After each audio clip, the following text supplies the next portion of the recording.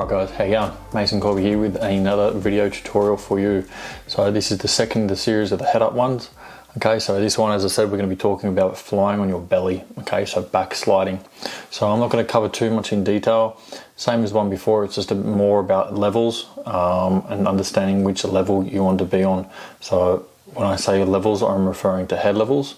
Okay, so I mean where do you want to sit in relation to the position to the leader. Okay. As the previous one as well, this is going to be talking about flying with a belly leader, not a head up leader. Okay, the principles do stay the same, it's just the feet become the head and the head become the feet. So most of this should be pretty simple to understand if you already have a good awareness and a good understanding of belly angles or just angles in general. Okay, so the two pictures you're going to see here that I'm showing is this, if this is the leader, which I will show here. So this individual here is the leader, okay, and this is me following the leader. I'm not going to show the footage of this jump in particular, purely because, no offense to the leader, he is a good mate of mine, but he got distracted during the jump and followed me, kept trying to follow me even though I was trying to get away and behind him, so he didn't visualize me, and it put the rest of the group in a fair bit of danger. So if you are leading a jump and someone's flying head up, stay as the leader, lead to your group. Don't get carried away following something that you haven't necessarily seen much before. In saying that, me as the experienced person decided to test this out, should probably be more aware not to go and test these things on a jump where the leader is quite has never seen someone flying head up before with them. This can be quite distracting for them as well, so really take that into account as well. Sometimes you can be distracting for people who have not seen this orientation. It does get quite off-putting.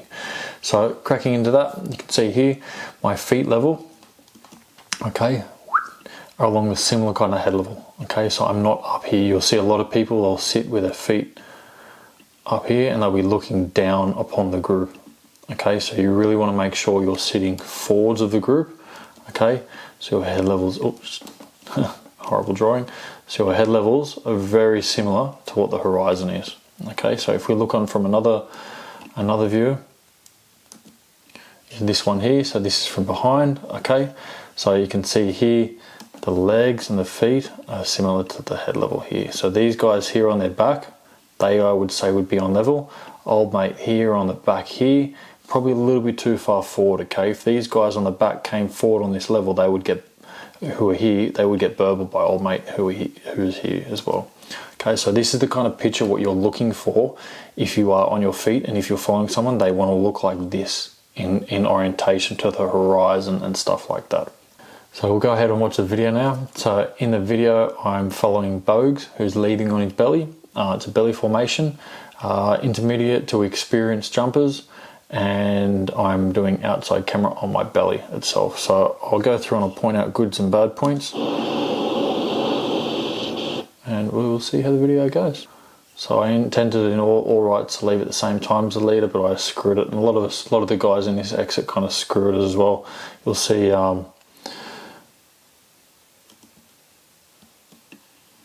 this one here, we should have left first. We have two person back here leaving first as well, okay, beforehand. So these guys should be leaving last, just because the way the camera, the exit stacks up for the back flies. But the issue is when you incorporate head up flies and back flies, it kind of mixes it up. If you're going from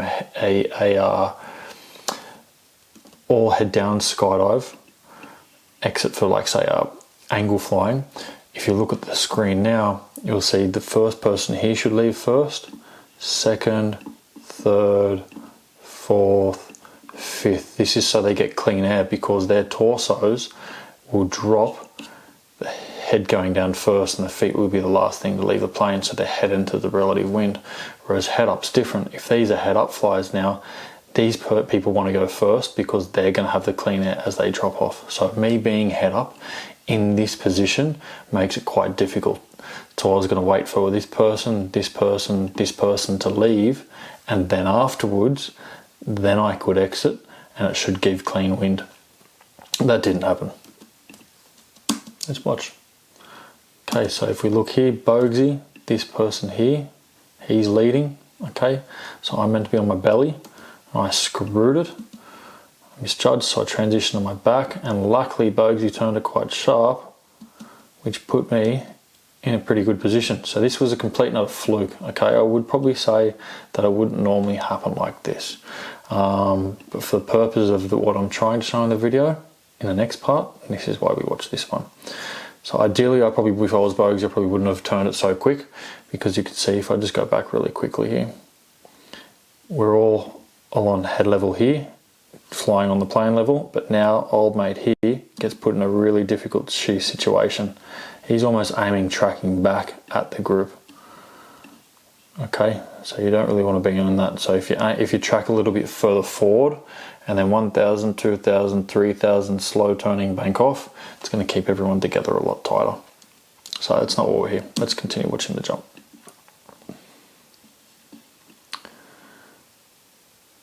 Okay, so you can see I'm in a pretty sweet level here. Very lucky. It could have gone much different. Okay, so you can see how similar this is to the picture that I showed you at the start. Okay, I might pull that up real quick in a sec. Okay, so as you can see here with these two pictures, it's referring quite well to what it looks like here as well. So you can imagine the head level that I'm in. If anything, I probably do in the video picture, I probably do want to be a little bit more up. Okay, I might be a little bit too far down, too far forward. But ideally, I now have control. I'm ahead of the formation, just like the belly guys should be. So you can see if we crack back into the full video, you can see here, this belly flyer, I'd probably say is a little bit too far high, need to be a little bit more forward. As in when I say forward, I mean should be in this orientation here. So I'd want to come this direction, a long body line.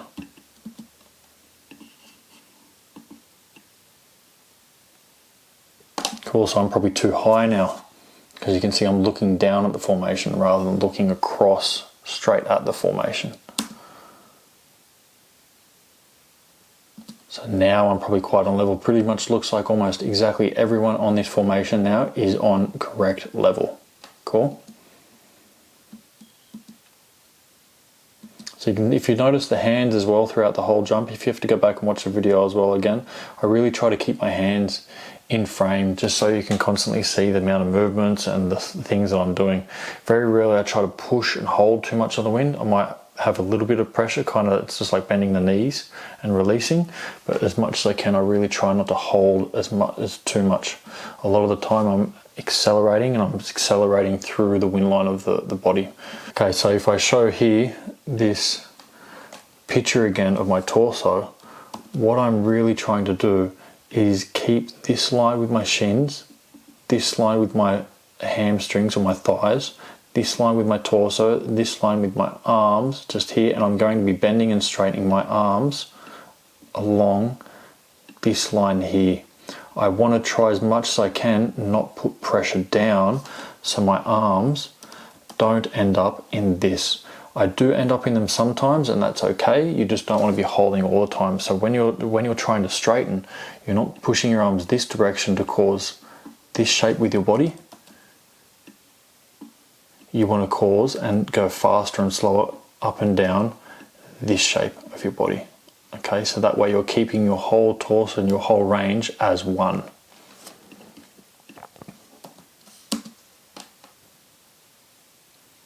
Getting nice back and forward, same thing, really thinking about that position. Where are those head levels? Getting nice in front.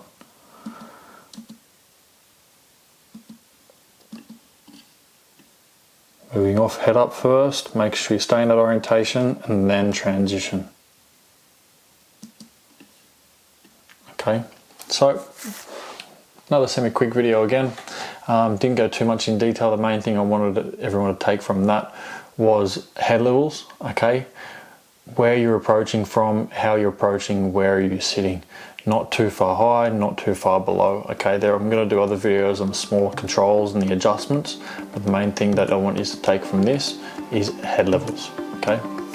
Cheers guys, hope you enjoyed, hope you learned something. Like and subscribe, and go and head out and check the website out. Cheers.